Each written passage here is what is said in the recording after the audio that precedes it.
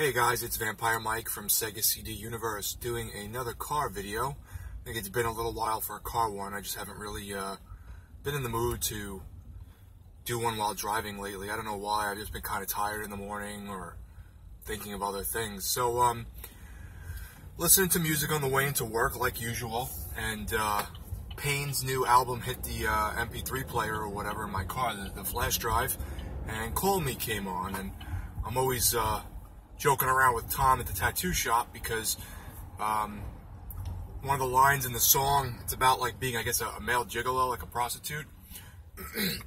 One of the lines is, I accept PayPal or cash and I'll be your backdoor man. And it's just kind of funny, like it's a tongue-in-cheek song about being like a gigolo.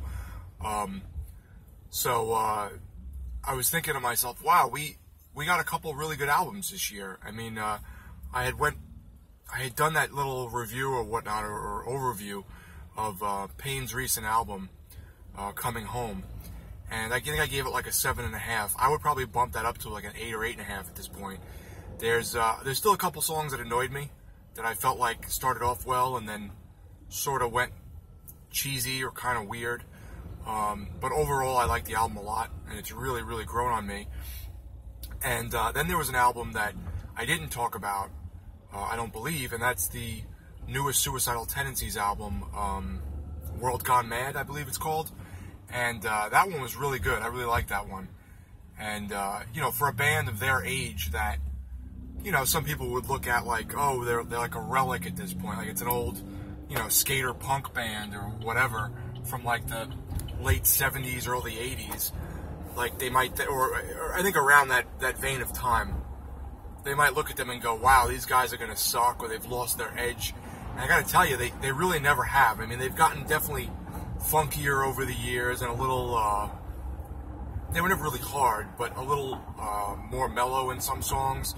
But they were always awesome. Even their slow songs are just amazing, like Lovely and, you know, I Wasn't Meant to Feel This, like all the older stuff. And then with this new album, there was a song that's their main track that they were putting out as a single. It's called Clap Like Ozzy.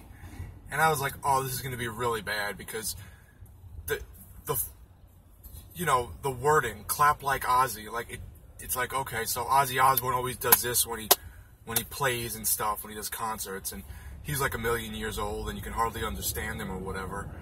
I doubt he can really sing well anymore, but so I'm like, I don't know what this is going to be, but hopefully it's not really cheesy and stupid. And the album was really good, and that song specifically had an awesome like riff. And you know, Dave Lombardo from Slayer, or used to be in Slayer, former Slayer member, did the album with them. And you know, it's not nearly as fast as something like Slayer or Grip Inc., other bands Dave Lombardo has been in, but I think he definitely added some cool beats to it, and I enjoyed it. I thought it was great. So far, two of my favorite bands put out excellent albums this year. Not to mention, Ghost put out an is it an EP? They put out an EP, you know, the shorter ones, which was 5 songs, I think, 4 of which are covers and 1 which is a original title. And the original one, Square Hammer, was really, really good. Definitely Ghost-esque. It's probably like a B-side off of their last album. And then the other 4 were covers. I think, don't quote me on this, I think one was a Eurythmics song. My favorite out of those covers was called Bible. I thought that was really good. Some of the stuff was a little out of their tempo, like it seemed a little more like sing-songy. But overall, I thought the EP was really good. And then I think late last year, if I recall, Tom had told me about Killing Joke's new album, which I guess isn't really new anymore. And that album's called Euphoria, and that album's amazing. That's like, speaking of people not losing a step, I mean, these guys are probably in their, I would say, late 50s, early 60s. They've spanned genres. They've spanned, you know, decades, and they're still heavy. They still sound great. they still changed the game up to where, like, people now probably listen and go, holy shit, what is this? And then go, oh my god, it's a band from like 40 years ago or whatever. So the Killing Joke album Euphoria is just awesome. I mean, I can't even name one or two tracks because I would say the whole album is really good. Usually I'll add one or two songs to my flash drive in the car. I think I added like 90 or 95% of that album with songs like Pylon and Big Buzz. Actually, no, maybe the album isn't Euphoria. The album's called Pylons. Euphoria is one of the songs off the album. So, just great album. If you're a fan of them at all, I would check them out. Check out the newest album, excuse me. Then you have stuff that, from bands that I really love, who you may have seen me lately wearing the t-shirt of, like Godflesh. Godflesh came out with an album at the end of 14 called World Lit by Fire or World Only Lit, something like that. World Only Lit by, and I thought that album was great. Tom wasn't, the Tattoo Shop, Tom wasn't huge on it. I think he said he liked a few songs, but I thought for a band that had went on a hiatus and then came back after doing a bunch of mellow shit with, like, you know, Justin Broderick does mellow shit like Jesu and, you know, J.K. Flesh and stuff like that.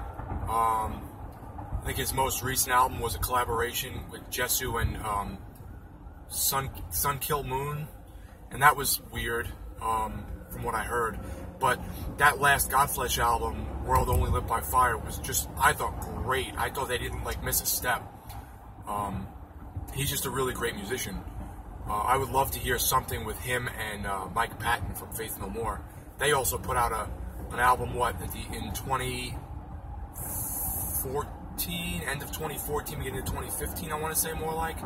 And that one had to grow on me a little bit because I didn't hear any, like, screaming or yelling, but most of the tracks are a little softer. They do get faster, but that album was great too. So I guess mainly what the video is really talking about, because I am rambling, is just there's so many older bands that I really love that have now put out, except Ghost, they're not really old, that have put out now albums that you'd go, oh man, these guys are older now, like what the hell are they really going to do? And they're still killing it.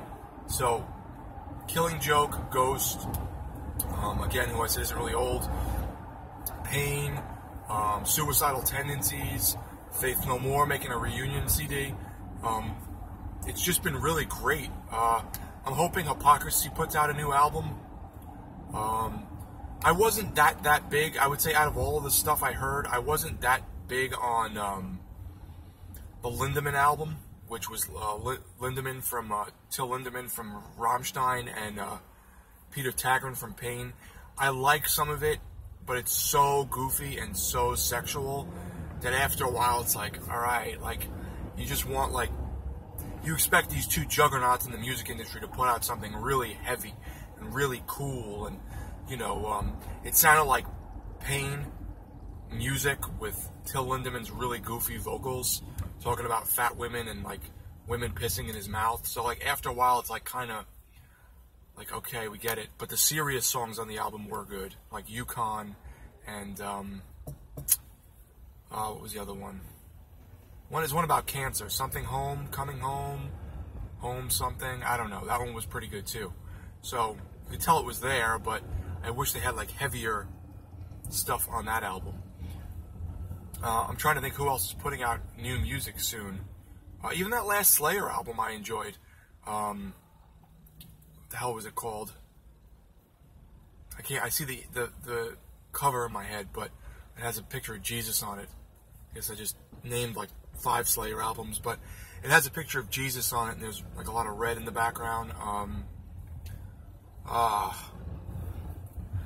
Can't think of the name, but I like that album pretty much. I thought that was pretty good. I mean, for an older bunch of guys who have lost their songwriter, and I think he was the guitarist, right? Jeff Hanneman. I thought that album was pretty good. I liked a couple songs, especially Repentless. That's it, Repentless, right? I think that's the name of the album. So, you know, if you're a younger guy, girl, and you're listening to me going, who the hell are these people he's rambling about? I would check them out. You may really be able to open your horizons with some older bands that still got it. And I don't know, some of the new music nowadays I just really cannot get into. It's weird. The rap kind of got more spoken wordish and like avant-garde, you know, like I can't get into shit like Chance the Rapper, or what was that guy's name? I know I'm going off different genres now. Everyone, Lamar, Kendrick Lamar. I don't get it. Like, it just doesn't, it does nothing for me. And I was walking the other day with Beth in a local town. They have like a little restaurant like area. And I was walking around, and they got a day off or something, so it was like a Monday. And there was these kids playing like rap music in their car really loudly. And it was so like weird and like spoken wordish, and like it seems like rap kind of goes through genres, or different. Like, you had the gangster era with Tupac and Biggie, which was my favorite, and then you went to like this like southern drawl kind of shit that like Nelly was doing, and Master P, and you know, Hot Boys and all this Lil Wayne crap. And I just don't. That wasn't my bag either. Same thing with rock. You know, it's kind of gotten to this like weird, like hipstery, flamboyant type stuff. I can't really explain it. It's sort of gotten strange. Even that Sun Kill Moon band that I was saying had done an album with Jesu.